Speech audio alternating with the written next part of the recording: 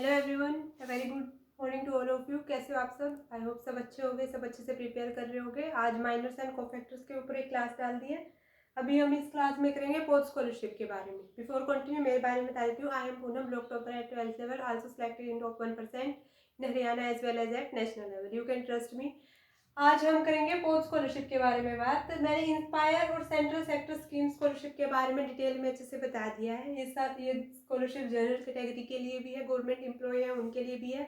तो प्लीज़ ये डाउट मत रखना कि किस किस को मिल सकती है, या हम तो जनरल के हैं हमें नहीं मिलेगी। पूरी वीडियो अच्छे से देखना और फिर अपना कमेंट में कोई भी अगर डाउट या क्वेरी रहती है तो पूछ सकते हो आप लोग उसका। अगर ऐसे बहुत सारों के डाउट आए तो एक वीडियो और अलग से बना दी जाएगी, लेकिन कोशिश करूंगी कि इसी के अंदर आपके सारे डाउट क्लियर हो जाए।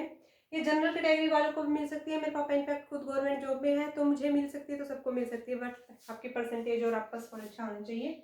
ये अपलोडेड है दोनों वीडियो, तो आप देख सकते हैं, वहां से प्लेलिस्ट बनी हुई है। ठीक है, हम करते हैं आज पोस्ट स्कॉलरशिप के बारे में। ठीक है, पोस्ट स्कॉलरशिप में क्या क्या है, किस किस को मिल सकती है, हु कैन अप्लाई।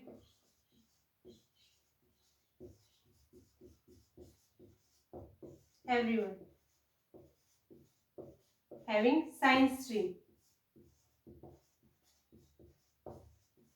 अगर आपके पास कोई भी आपके नोन में कोई भी साइंस स्ट्रीम का स्टूडेंट है जो आपके अभी फर्स्ट ईयर में हुआ ही है, फर्स्ट ईयर में, चाहे मास्टर्स का फर्स्ट ईयर हो चाहे बैचलर्स का फर्स्ट ईयर हो, first year in the sense of UG और पीजी, या तो यूजी का हो या पीजी का, अंडर ग्रेजुएशन, पोस्ट ग्रेजुएशन।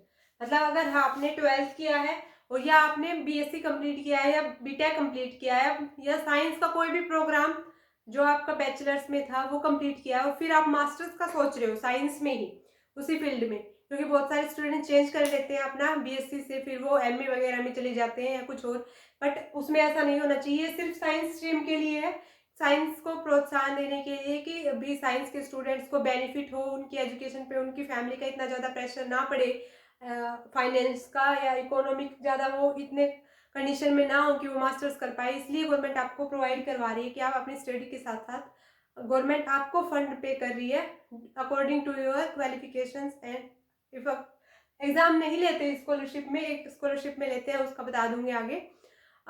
लेकिन इसमें कुछ ऐसा एग्जाम का नहीं, आपकी परसेंटेज अच्छी होनी चाहिए। आप सेलेक्ट हो गए चंडीगढ़, आपको बकायदा नोटिस आएगा, आपको बुलाया जाएगा, आपके डॉक्यूमेंट वेरिफिकेशन की जाएंगी। अगर आप सेलेक्ट हो जाते हो तो फिर आपका एनुअली आपका ट्रांसफर बैंक में होना स्टार्ट हो जाएगा, जो भी आपने बैंक डिटेल उसके अकॉर्डिंग दी है, मतलब आपका खुद का पर्सनल अकाउंट होना चाहिए। तो आपकी अगर साइंस स्ट्रीम है तो आप अप्लाई कर सकते हो।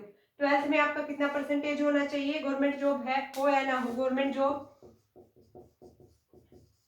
हो या ना हो कोई फर्क नहीं पड़ता, आप अप्लाई कर सकते हो। आपको आपकी मेहनत के पैसे दे रही है गवर्नमेंट किस भी आप पे, कि आप साइंस को आगे प्रोत्साहन के रूप में, कि आप साइंस को आगे लेके जाना चाह रहे हो, साइंस में कुछ अपना फील्ड में रिसर्च में कुछ कैरियर बनाना चाह रहे हो, या फिर पीएचडी या रिसर्च वर्क कुछ अलग से करना चाह रहे हो, तो वो पहले मास्टर्स होगी, उसी के बेस पे होगा। तो अगर बहुत सारी फैमिलीज की ऐसी कंडीशंस होती हैं जो नहीं पे कर पाते, लेकिन स्टूडेंट्स इतने अच्छे खासे होते हैं, उनकी अच्छी परसेंटेज होती है, क्योंकि उनका बैकग्राउंड इतना स्ट्रॉन्ग होता है कि वो उनको पेपर अटेम्प्ट करना, कैसे पेपर में लिखना है, कैसे पढ़ना है, उनका सब कुछ क्लियर होता है, कैसे रिवाइज करना होता है, तो उनको अच्छी खासी स्कॉलरशिप भी मिलती है। ठीक है, तो गवर्नमेंट जॉब में हो चाहे ना हो आप फिल कर सकते हो, और आपको कोई यहाँ पे इनकम सर्टिफिकेट नहीं लगेगा।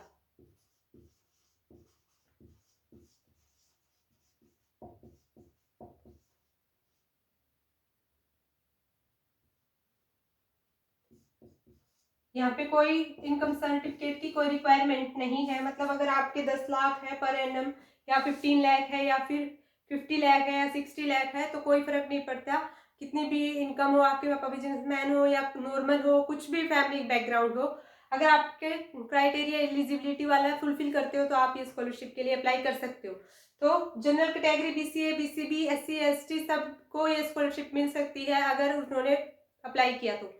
मेल हो, फीमेल हो, गर्ल हो, बॉय हो, कोई भी हो, अगर अपना मास्टर्स में या फिर बैचलर्स में 12th के बाद या फिर बैचलर्स कंप्लीट होने के बाद उसकी परसेंटेज में अगर वो लिस्ट में काउंट होता है तो उसको चंडीगढ़ जाना पड़ता है, उसको बकायदा नोटिस आता है कि आप सिलेक्टेड हो और आपको बुलाया जा रहा है। ठीक है, अब देख लेते हैं कि कितना परसेंटेज होना चाहिए।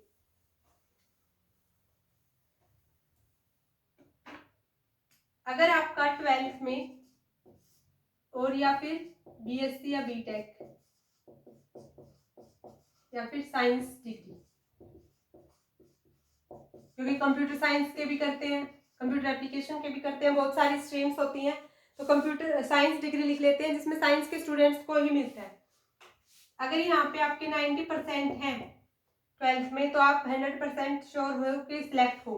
अगर यहाँ पे 80% से अबव है तो आप 100% है कि आप सिलेक्ट हो जाओगे।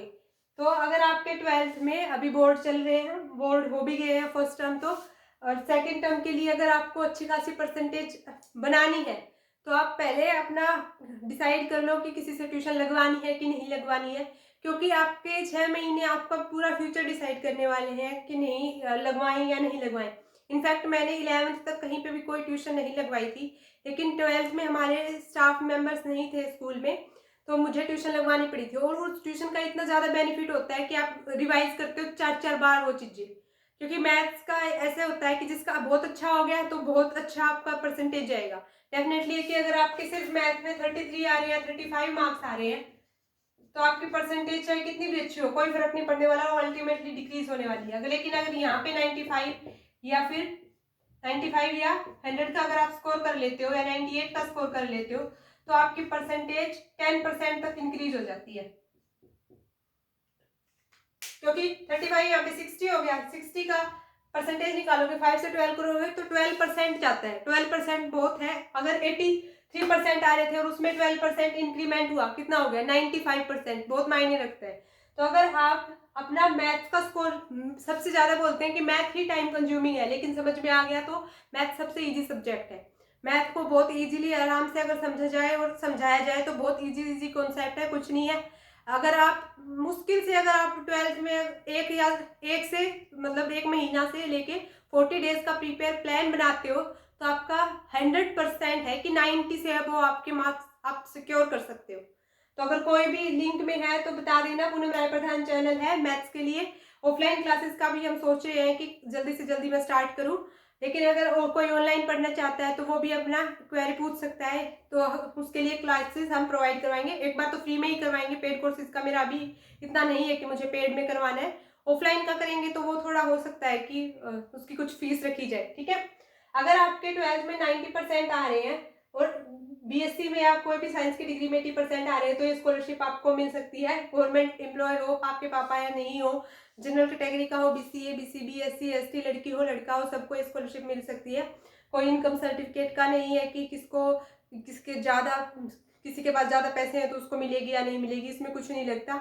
बट आपको अपना फॉर्म फिल करके आना है, या तो कॉलेज आपको सिर्फ फॉर्म फिल करवा लेता है या यूनिवर्सिटी फॉर्म फिल करवा लेती है। मेरे टाइम पे हमारे कॉलेज में फॉर्म फिल हुए थे, मैम ने बकायदा रिकॉर्ड मंगवाया था कि आओ और अपना भी दे के जाओ। तो उस टाइम पे मेरा सिलेक्शन कॉलेज लेवल पे नहीं हुआ था, लेकिन मास्टर्स में मतलब डिग्री में नहीं हुआ था, लेकिन मास्टर्स में मेरा सिलेक्शन हो गया था। क्योंकि मेरी 80 से प्लस परसेंटेज थी तो मैं उनमें सिलेक्ट हो गई थी। और ये ज़्यादा स्टूडेंट्स को नहीं मिलती, ये सारे मैक्सिमम टू मैक्सिमम 40 स्टूडेंट्स को ही मिलती है।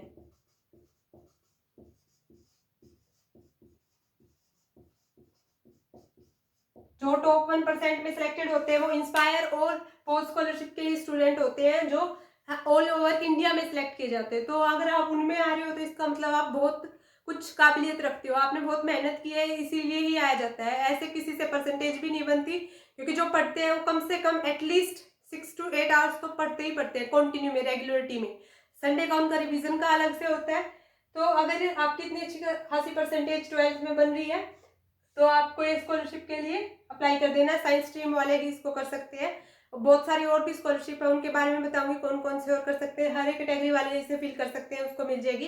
किसी को अपना मैथ अच्छा करना हो तो वो मुझे कांटेक्ट कर सकता है, अपना किसी भी वीडियो के नीचे पूछ सकता है कि पूनम राय प्रधान चैनल है कि मैम ऑफलाइन या ऑनलाइन क्लासेस का लेने का है।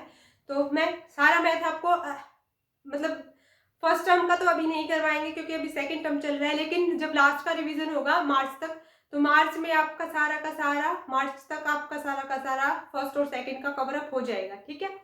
तो अगर आपको क्लास अच्छी लगी तो प्लीज लाइक कर देना, सारे सबके पास शेयर कर देना जो भी साइंस के स्टूडेंट है जो फर्स्ट ईयर में अभी हुए हैं और जो फर्स्ट ईयर मास्टर्स में अभी हुए हैं। तो वो फिल कर देंगे तो उनके लिए अच्छी बात है। अमाउंट क्या मिलेगी अब वो देख लेते हैं। अमाउंट बहुत अच्छा रोल प्ले करती है आप लोगों के लिए।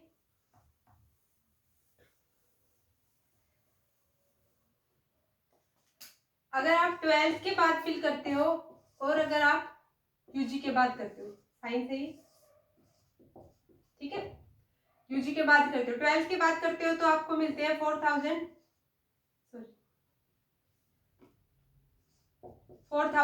Per month. इट मीन साल का हो गया ये 48,000 पर एनम। और अगर आप यहाँ पे फिल करते हो 500 पर मंथ, यहाँ से हो गए 54,000 पर एनम। तो देख लो आपको कितनी लाखों में स्कॉलरशिप मिल रही है। मतलब कम से कम मैंने जो 2-3 स्कॉलरशिप बता दी उनके अकॉर्डिंग भी आपके 7 से 8 लाख रुपए आपकी पढ़ाई के दौरान आपको गवर्नमेंट दे रही है। बहुत अच्छी बात है।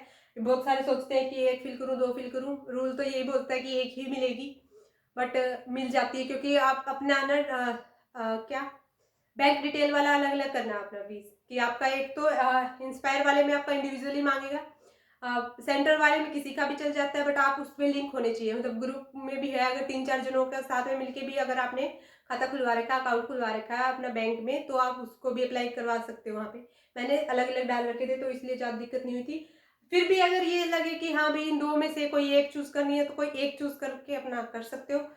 फिल करने में कुछ नहीं जा रहा, तीनों फिल कर देना, ठीक है। अभी तक जनरल कैटेगरी के लिए सबके लिए बताया गया है, तो अच्छी बात है कि सबको आपको मिल रही है। इतनी अमाउंट भी कम नहीं है। देखो अगर ये 5 साल तक कंटिन्यू रहती है कितना हो जाएगा,